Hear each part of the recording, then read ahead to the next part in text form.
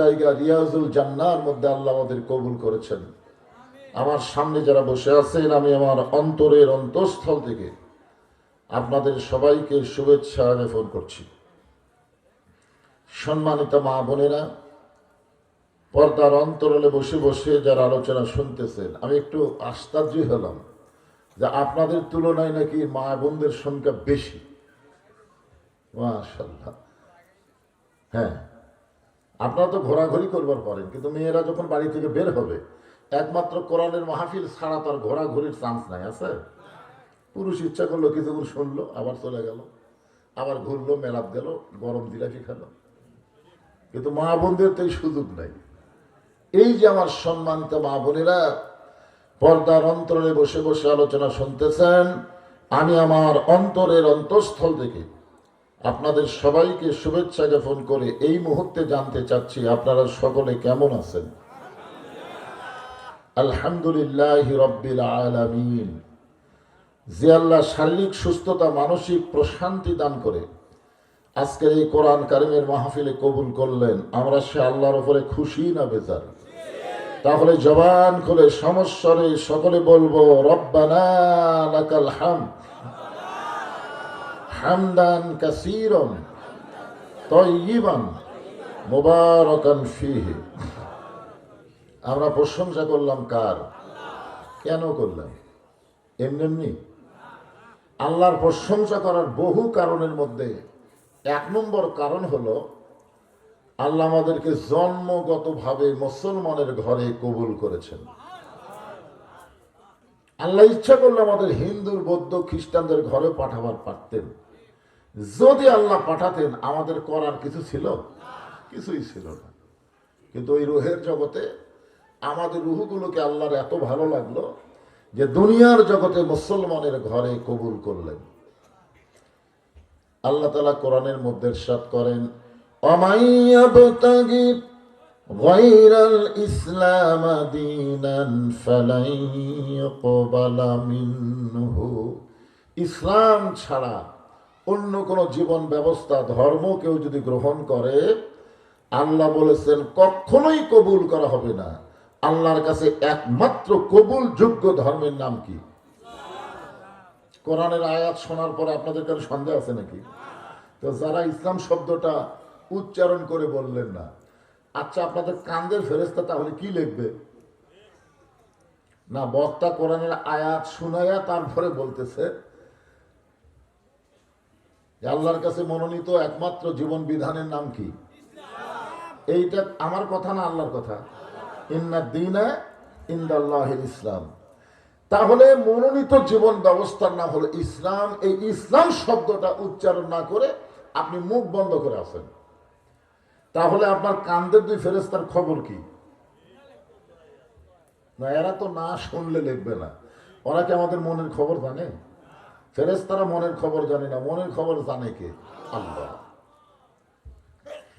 তোমার দুই কান্দে দুই মোহরি, লিখিতেছেন ডায়েরি, দলিল দেখে রাই দিবে, টাকা পয়সার নাই কারবার। কিরামান কাতিবিনা ইয়ালামুনা মা তাফআলুন। আমরা যত বড়ই পাপী হই, আল্লাহর কোরআনের সঙ্গে আমরা একমত না দ্বিমত? এই জন্যে সবসময় জবান বন্ধ রাখা ঠিক না। এই হাসিনার সময়কালে জবান বন্ধ রাখার কারণেই 15.5 বছর আমাদেরকে নির্যাতন করছে। জরিমার কথা দেখতে না, কথা কয় না। জবান বন্ধ রাখবেন কেন? জবান দিছে কে? তাহলে আল্লাহর পক্ষে, কোরআনের পক্ষে, ইসলামের পক্ষে আমরা আসি না নাই? যে আল্লাহ জন্মগত ভাবে দুনিয়াতে মুসলমানের ঘরে আল্লাহ আমাদের কবুল করলেন, এখানে আমরা বিশ্বাস করব আল্লাহ আমাদের পক্ষে আছেন। আছে না নাই? এই জন্য আল্লাহর প্রশংসা বেশি বেশি করব যে আল্লাহ তাআলা আমাদেরকে এমন একজন নবীর উম্মত হিসাবে কবুল করেছেন, যেই নবী জান্নাতে প্রবেশ করবে না ততক্ষণ পর্যন্ত আমরা যতক্ষণ জান্নাতে প্রবেশ না করব। নিদানে আখেরাতে, তরাইতে পুলসিরাতে, কান্ডারি হইয়া নদী পার করিবেন সেই তরণী। সবাই বলেন নবী মোর পরশমণি, নবী মোর সোনার খনি, নবী নাম ভাবে যেজন সেই তো দুজাহানের ধনী। আল্লাহ রাসূল এমন কথা বলেছেন, কত বড় সাহসের কথা দেখেন। কেরে মাইক এরকম ভম ভম করে কেন এই বাবা? কত বড় সাহসের কথা রাসূল বলেছেন যে তোমরা যদি সারা জীবন পাপ করো, সারা জীবন যদি তোমরা পাপ করো, মৃত্যুর সময় ঈমান নিয়ে যদি মরবার পারো, মরার সময় কি নিয়ে? ঈমান নিয়ে যদি মরতে পারো, আমি রাসূল ওয়াদা দিলাম তোমাকে না নিয়ে আমি জান্নাতে যাব না। আপনার বলেন তো, বাবা আদম আলাইহিস সালাম থেকে শুরু করে ঈসা নবী পর্যন্ত এরকম কোন নবী আছে? যেই নবী আল্লাহ আমাদের ভাগ্যে দান করলেন সেই নবী জান্নাতে যাবেই না যতক্ষণ আমরা না যাই। একবার নবী জান্নাতে গেছিল, সেটা হলো লাইলাতুল মেরাজে। লাইলাতুল মেরাজে আল্লাহ নবীকে জান্নাত দেখার তৌফিক দিয়ে দিলেন। নবী যখন জান্নাতের মধ্যে প্রবেশ করলেন, ওই সময় নবীর সঙ্গে একজন ফেরেশতা ছিল, তার নাম হলো জিবরাইল। ধরে কোন তার নাম কি? ফেরেশতা জিবরাইল বললেন, ইয়া রাসূলুল্লাহ, আপনি যদি জান্নাত থেকে বের না হন, আল্লাহ আপনাকে জান্নাত থেকে বের করে দিবে না। কারণ আল্লাহ কোরআনে বলেন, সালামুন আলাইকুম তিবতুম ফাদখুলুহা খালিদিন। খালিদিন শব্দের অর্থ হলো, কেউ যদি একবার জান্নাতে ঢুকেই যায়, আল্লাহ তাকে চিরস্থায়ীভাবে জান্নাতটা দিয়েই দেয়। আপনি যদি জান্নাত থেকে বের না হন, আল্লাহ আপনাকে জান্নাত থেকে বের করে দিবে না। আপনারা বলেন তো, ফেরেশতা জিবরাইল নবীর পক্ষে কইছে না বিপক্ষে কইছে? এই পক্ষে কথা শুনে নবী রাগ করে বললেন, জিবরাইল, যেই কথা একবার বলেছো এই কথা দ্বিতীয়বার বলো না। ফেরেশতা জিবরাইল চমকে গিয়ে বলে, হুজুর আমার অপরাধ। রাসূল বললেন, তুমি কি মনে করছো? আল্লাহ যদি আমাকে জান্নাতে থাকার জন্য ঢুকতে বলতেন, আমি জান্নাতে ঢুকতামই না। আল্লাহ শুধু আমাকে জান্নাত দেখার জন্য ঢুকতে বলেছেন, আমি সেই দিন জান্নাতে থাকার জন্য ঢুকবো যেদিন আল্লাহ আমার সমস্ত উম্মতিনীকে জান্নাত দিয়ে দিবে। চিন্তা করে দেখেন, যেই নবী নেতা জান্নাতের মধ্যে গিয়ে আমাদের কথা বলে না, আর এখন কতগুলো নেতা সামনে আসে, ভোট দিলে আর মনে থাকে না। বলে কার কথা ঠিক কিনা? সংসদে গেলি আর খেয়াল নাই, মাঝে মধ্যে নেতা বেড়াবার আসবে, চামচার অত্যাচারের নেতার কাছে যাওয়া যাবি না। বলে কার কথা ঠিক কিনা? এইগুলা চামচারাই মাঝে মধ্যে মিছিল করে, আমার নেতার চরিত্র ফুলের মতন পবিত্র, খুঁজলে দেখেন নামাজ পড়ে না এক ওয়াক্ত। জোরে কোন কথা ঠিক কিনা? এরা আবার নেতা হওয়া চাই, নেতা এত সোজা।